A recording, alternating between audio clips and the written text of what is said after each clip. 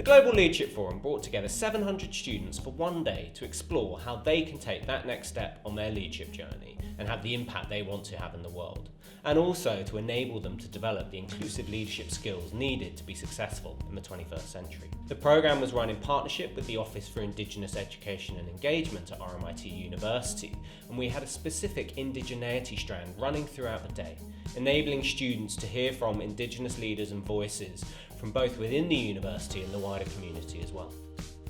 The world that we live in, the world that young people will inherit and actually go on to lead, is much more diverse.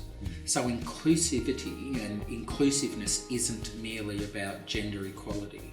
It actually goes, how do we amass people's life experiences across organisations, across societies, that make their experiences relevant to how others can actually be led? I think this is unique. This is certainly something that is on a large scale. It's giving the students something that is more than a careers fair.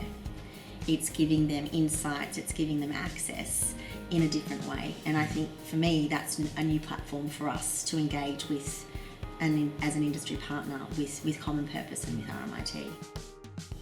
There were some really wonderful questions around how can we work with Indigenous people who have a huge intergenerational kind of knowledge system based on caring for country and looking after the environment, and what can we do as non-Indigenous people to work collaboratively on that. That's really exciting that's the way that generation is thinking.